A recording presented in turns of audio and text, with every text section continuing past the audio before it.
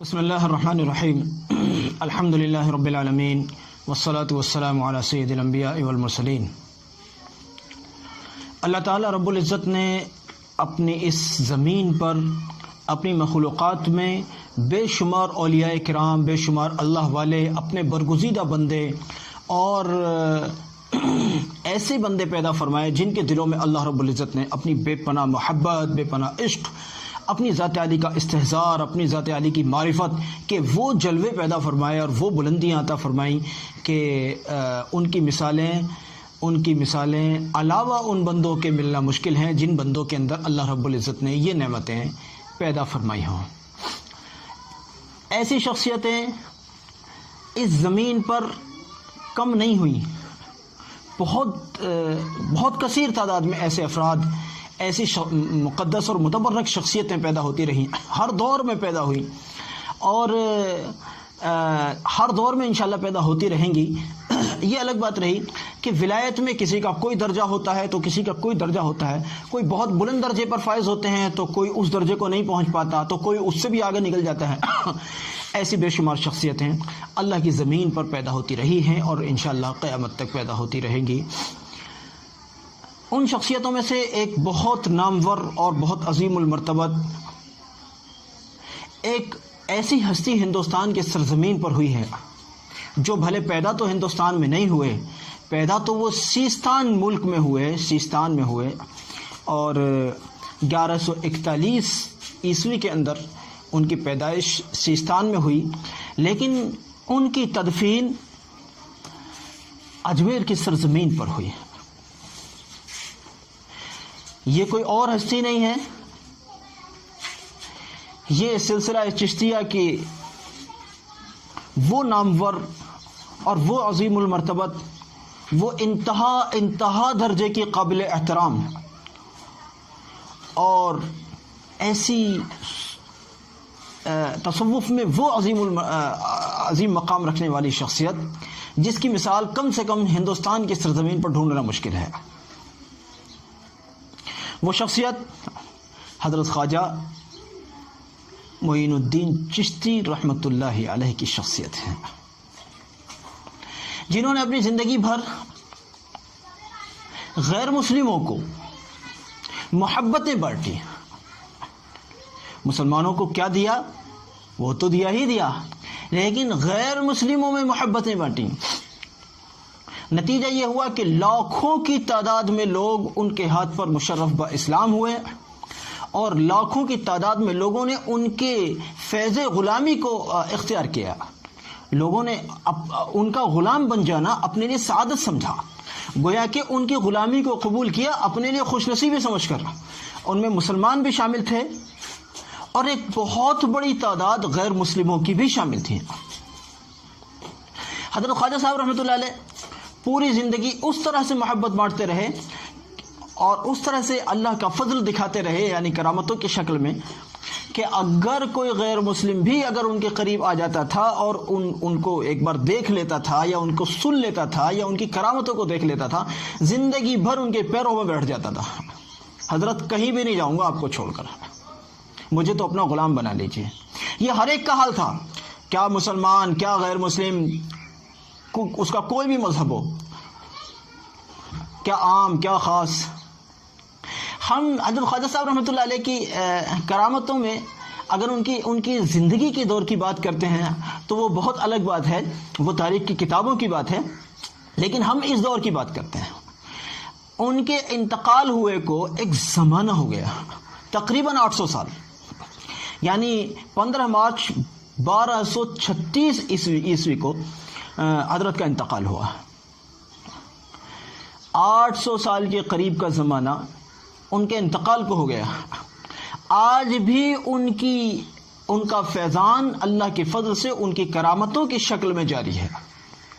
ان کرامتوں میں سے ایک عام سی کرامت کا میں ذکر کروں۔ آپ نے اگر اجمیر کبھی جانا ہوا ہو اور خواجہ صاحب رحمۃ اللہ علیہ کی درگاہ پر اگر کبھی گئے ہوں، وہاں دو بہت بڑی بڑی دیغیں ہیں اور بہت ساری باتیں ہیں، میں ان میں سے ایک بات ذکر کر رہا ہوں۔ وہاں دو بہت بڑی بڑی دیغیں ہیں، میں نے ان کو دیکھا ہے، لاکھوں کروڑوں لوگوں نے دیکھا ہے۔ اس کے اندر کھانا بنتا ہے اور ایک آدمی اندر سیڑھی ڈال کر اندر سے کھانا نکالتا ہے. اندر سیڑھی ڈال کر جب کھانا پک چکا ہوتا ہے جب کھانا پک چکا ہوتا ہے تو اندر سیڑھی ڈالتا ہے اور اندر گھس کر اندر سے کھانا نکالتا ہے, اور نہ وہ جلتا ہے اور نہ اس کو احساس ہوتا ہے کہ میں دیگ کے اندر کھڑا ہوا ہوں. جبکہ دیگ اتنی بڑی ہے کہ اگر وہ اس میں گر جائے اور کوئی کرامت والی بات اگر نہ ہو اور اتنی بڑی اور کوئی دیگ ہو اور اس میں آدمی گر جائے تو اس کا بھی کباب بن جائے, پتہ بھی نہیں چلے کہاں گیا, اتنی بڑی دیگ ہے. یہ اتنی بڑی کرامت 800 سال گزر جانے کے بعد صادر ہو رہی ہے, تو ان کی اپنی زندگی میں کیا ہوگا. مجھے یاد ہے ایک مرتبہ, اصل میں ہمارے ملک کے وہ لوگ بھی جو بائی دی وے سیکولر نہیں سمجھے جاتے, یا وہ سیاسی پارٹیز جو سیکولر نہیں سمجھی جاتی, ان لوگوں کا بھی یہ حال ہے کہ حضرت خواجہ صاحب رحمۃ اللہ علیہ کی درگاہ پر مستقل ہر سال بغیر ناغہ ان کی بھی چادریں پہنچتی ہیں, چاہے وہ کوئی بھی پارٹی ہو, کوئی بھی سیاسی پارٹی ہو. لوگ وہاں جاتے ہیں اپنی دعائیں کرانے کے لیے. ارے فلمی دنیا تک کے لوگ وہاں پہنچتے ہیں کہ خواجہ صاحب دعا کر دیجئے اور ہماری جو ہے ہماری فلم سکسیز ہو جائے. لوگ اس طرح کی حاجتیں بھی لے کر جاتے ہیں. حالانکہ یہ عجیب سی بات ہے, ایک بیہودہ کام کے لیے ایک اللہ والے کی درگاہ میں جا کر وہاں دعا کرنا, یہ عجیب بات ہے. کسی نیک کام کی دعا کری جاوے اللہ رب العزت کے حضور تو بات سمجھ میں آتی ہے. ایک ایسی ہستی جس شخصیت کو ملک کے وہ لوگ بھی مانتے ہیں جو محبتوں کے قائل ہیں, اور وہ لوگ بھی مانتے ہیں جو محبتوں کو جانتے بھی نہیں ہیں. وہ تو سب مانتے ہیں, لیکن ہمارے دور میں ایک بے وقوف آدمی جو شاید سستی شہرت اختیار کرنے کی فکر میں ہو, یا اللہ بہتر جانے اس کے دماغ میں کون سی فرعونیت سوار ہے, اس کا نام امیش دیوگن. اس شیطان فطرت آدمی کو شاید سستی شہرت حاصل کرنے کا ایک موقع اس طرح سے ملا کہ اس نے حضرت خواجہ صاحب اجمیری رحمۃ اللہ علیہ پر ایسا خطرناک تبصرہ کیا جس کو برداشت نہیں کیا جا سکتا. دیوگن آپ کو میں بتا دیتا ہوں, ایک بات بہت اچھے سے سن لیجیے گا اگر میری آواز آپ کے کانوں تک پہنچ جائے. خواجہ صاحب اجمیری رحمۃ اللہ علیہ مسلمانوں کے پیر نہیں ہیں. صرف جس دھرم کو تم مانتے ہو اس دھرم کے فالوورز کروڑوں کی تعداد میں ہر سال وہاں پہنچتے ہیں. اگر آپ کو معلوم نہ ہو تو میں آپ کی معلومات میں یہ والی بات اضافہ کرتا ہوں. دیوگن صاحب, اور دروازے آپ کے لیے بھی کھلے ہوئے ہیں, بھلے آپ نے حماقت کی ہے, انشاءاللہ تعالی اللہ نے چاہا تو دنیا دیکھے گی جب آپ کا حشر برپا ہوگا. امیر صاحب, جب آپ کے اوپر زوال آئے گا نا تو انشاءاللہ دنیا دیکھے گی. یا تو آپ نے معافی مانگ لی, ورنہ اللہ جانتا ہے کہ جب اللہ کی لاٹھی برستی ہے نا تو اللہ کی لاٹھی میں آواز نہیں ہوتی. اللہ کے ولیوں کو ستانے والے کبھی بھی فربے نہیں ہوئے اپنی زندگی میں. خواجہ صاحب رحمۃ اللہ علیہ کی بات کرتے ہیں. حضرت خواجہ صاحب رحمۃ اللہ علیہ ایک مرتبہ سفر میں تھے اپنے کسی مرید اور خادم کے ساتھ میں. ایک راستے میں ایک باغیچہ پڑا, حضرت وہاں ٹھہرے, سوچا کہ یہاں تھوڑا نماز وغیرہ پڑھ لیں, تھوڑا ضروریات سے فارغ ہو جائیں, تھوڑی دیر آرام کر لیں, اس کے بعد آگے چلیں گے. اب وہ باغ کا جو مالک تھا وہ کرامتیں اور بزرگ اور اللہ والے وہ ان سب کو مانتا ہی نہیں تھا, جیسے یہ ہمارے امیش میاں نہیں مانتے. جیسے امیش کو اچھا نہیں لگ رہا کسی اللہ والے کے متعلق خاموشی اختیار کرنا, کچھ ایسا ہی سمجھ لیجئے. خیر یہ تو کچھ آگے نکل گئے, انہوں نے کم سے کم ایسا تو نہیں کیا. اب وہ شخص باغ کا مالک جو تھا وہ اس درمیان میں وہاں آ گیا. اس نے خواجہ صاحب کو کہا, خواجہ صاحب باغ سے باہر جائیے. اب اللہ والے کی نگاہ تھی, اللہ والے کی جو نگاہ پڑی اس کے اوپر پورے جسم کے اوپر لرزہ طاری ہو گیا, پورا جسم کانپنے لگا اس آدمی کا. اب اس کو بس معافی مانگتے بنی. اس نے معافی مانگی کہ حضرت مجھے معاف کر دیجئے اور مجھے معاف بھی کر دیجئے اور اپنا غلام بھی بنا لیجئے. حضرت مجھے معاف بھی کر دیجئے اور مجھے اپنا غلام بھی بنا لیجئے. پوری زندگی کے لیے وہ آدمی غلام بن گیا حضرت خواجہ صاحب رحمۃ اللہ علیہ کیا. اور یہ نہیں سمجھنا کہ خواجہ صاحب کا انتقال ہو گیا, یہ نہیں سمجھنا امیش میاں.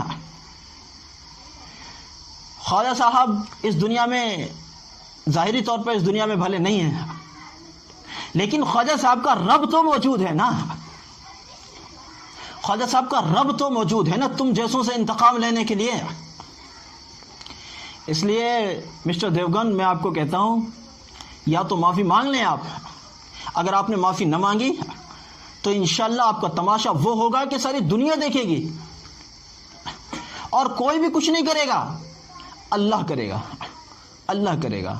اللہ کو یہ بات پسند نہیں ہے کہ اللہ والوں کے ساتھ بے حرمتی کی جائے, اللہ والوں کی شان میں گستاخی کی جائے, اللہ والوں کے ساتھ بدتمیزی کی جائے. یہ اللہ کو پسند نہیں ہے, یہ اللہ کو پسند نہیں ہے. اللہ پتہ نہیں کس طرح سے تم سے انتقام لے لے. اس لیے میں تمہیں مشورہ دیتا ہوں, اگر میری آواز کہیں تمہارے کانوں تک اگر پہنچ جائے تو اب ذرا ہوش کے ناخن لو. صرف پیسہ کمانا ہی سب کچھ نہیں ہوتا. سستی شہرت اور صرف ٹی آر پی بڑھانے کے لیے اللہ والوں سے پنگا نہ لو, ورنہ ان اللہ والوں سے پنگا لینا اس وقت کے اجمیر کے بادشاہ کو بھی, اس وقت کے اجمیر کے بادشاہ کو بھی بہت مہنگا پڑا تھا. اگر تمہیں معلوم نہ ہو تو ہسٹری پڑھ لو. اس وقت کا جو اجمیر کا بادشاہ تھا اس نے بھی ان اللہ والے سے جو پنگا لیا تھا تو اس کی حکومت اور سلطنت سب خاک میں مل گئی تھی. وہ حکومت اور سلطنت سب خاک میں مل گئی تھی. جس اللہ کی مدد سے خواجہ صاحب رحمۃ اللہ علیہ کے ہاتھ پر بفضلہ تعالی یہ واقعہ پیش آیا تھا, یاد رکھنا مسٹر دیوگن, وہ اللہ آج بھی زندہ ہے اور ہمیشہ زندہ رہے گا. اس کی لاٹھی بے آواز ہے, اگر وہ برسی تو تم جیسے اس سے بچ نہیں سکو گے. بہرحال جن لوگوں نے ان کے خلاف ایف آئی آر درج کی ہیں, سلام کرتا ہوں ان لوگوں کو اور یقین دلاتا ہوں کہ آپ حضرات نے کوئی چھوٹا سا کام نہیں کیا. اس کے خلاف ایف آئی آر درج کر کے آپ نے بہت بڑا کام کیا ہے, اور میرا یقین ہے انشاءاللہ کہ ہندوستان کا ہر ہندو اور مسلمان, کیونکہ سب لوگ مانتے ہیں حضرت خواجہ صاحب کو. میں بتا چکا ہوں کہ خواجہ صاحب رحمۃ اللہ علیہ صرف مسلمانوں کے پیر نہیں ہیں, وہ ہر ایک ہندوستانی کے پیر ہیں. وہ ہمارے دل میں بستے ہیں میاں. وہ ہندوستان کی آن ہے, ہندوستان کی شان ہے حضرت خواجہ صاحب رحمۃ اللہ علیہ. اگر حضرت خواجہ صاحب رحمۃ اللہ علیہ کا ذکر نہ کیا جائے تو ہندوستان کی ہسٹری مکمل نہیں ہوتی. خواجہ صاحب رحمۃ اللہ علیہ کا ذکر کیے بغیر ہندوستان کی کہانی مکمل نہیں ہو سکتی. اگر خواجہ صاحب رحمۃ اللہ علیہ کا ذکر نہ کیا جائے تو ہندوستان میں بسنے والے صوفی اور سنتوں کی کہانی مکمل نہیں ہو سکتی. اس کی اہم کڑی ہے, انتہائی اہم کڑی ہے حضرت خواجہ صاحب رحمۃ اللہ علیہ. ہم چشتیہ سلسلے سے ہیں, ہمارے بزرگ ہیں حضرت خواجہ صاحب رحمۃ اللہ علیہ, اور صرف ہمارے نہیں, ہم جیسے کروڑوں لوگوں کے دلوں کی دھڑکن ہیں حضرت خواجہ صاحب رحمۃ اللہ علیہ. ان باتوں کو صرف میرے الفاظ نہ سمجھیے گا, ہم جانتے ہیں ہم کتنی عقیدت کے ساتھ, اور ہم نہیں ہم جیسے کروڑوں لوگ اور ہندوستان کے صدارا, وزراء, نظما, یہاں کے سیاستدان, یہاں کے دولت والے, یہاں کے کاروبار والے اور دوسرے ملکوں کے بھی سیاستدان اور جانے کون لوگ وہاں پہنچتے ہیں. میں بات تو تھوڑی سی لمبی ہو گئی, لیکن ایک بڑا مزے کا واقعہ آپ کو بتاؤں. پچھلے دنوں میں ہمارے پڑوس ملک میں آصف زرداری صاحب کی حکومت تھی. اب زرداری صاحب ہندوستان تشریف لائے.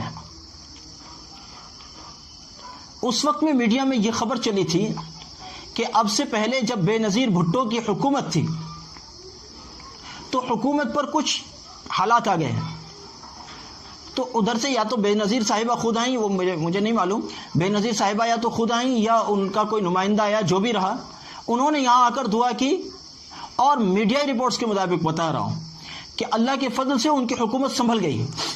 پھر آصف علی زرداری صاحب کی حکومت میں کچھ حالات آئے, وہ یہاں آئے اور رپورٹس کے مطابق اللہ کا حکم ہو گیا, ان کی حکومت بھی سنبھل گئی. میں یہ نہیں کہہ رہا ہوں, میں کسی قسم کی توہم کی آپ کو دعوت نہیں دے رہا ہوں, لیکن ہاں یہ ضرور بتا رہا ہوں کہ اللہ والوں کے یہاں جانا نفع سے خالی نہیں ہوتا, چاہے وہ ظاہراً اس دنیا میں موجود ہوں یا اس دنیا میں موجود نہ ہوں. اللہ والوں کے یہاں جانا, وہاں جا کر فاتحہ پڑھنا اور اللہ رب العزت کے حضور دعائیں کرنا, یقین جانیے کہ یہ نفع سے خالی نہیں ہوتا, بلکہ آدمی روحانی فیوز اور برکات لے کر آتا ہے. شرط یہ بھی ہے کہ کسی قسم کی توہم پرستی, کسی قسم کی کوئی بدعات, کوئی خرافات, کوئی بے حیائی یا کوئی غلط کام وہاں جا کر آپ نے نہ کیا ہو. دینی شرعی حدود میں رہ کر آپ نے جو بھی کیا ہو شرعی حدود میں رہ کر کیا ہو. اللہ والوں کی قبروں کی زیارت کرنا بھی خوش نصیبی کی بات ہے، ثواب کی چیز ہے اور فیوز اور برکات کے حاصل ہونے کی بات ہے. اس لیے امیر صاحب میں آپ کو بھی کہتا ہوں کہ خدا را آپ بھی معافی مانگ لیں، آپ کے لیے یہی عافیت کی بات ہے.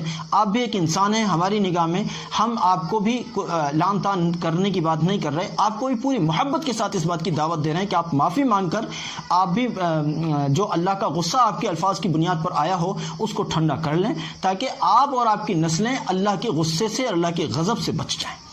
ورنہ پھر اللہ بہتر جانے کہ آپ کے ساتھ کیا ہوگا، اللہ جانے گا اللہ کیا کرے گا آپ کے ساتھ. اللہ رب العزت ہم سب کی حفاظت رکھے، اور خواجہ صاحب رحمۃ اللہ علیہ اور دوسرے اللہ والوں اور دوسرے دینی معاملات، دینی اداروں اور دینی مراکز اور دینی مدارس کی اللہ رب العزت پوری طرح سے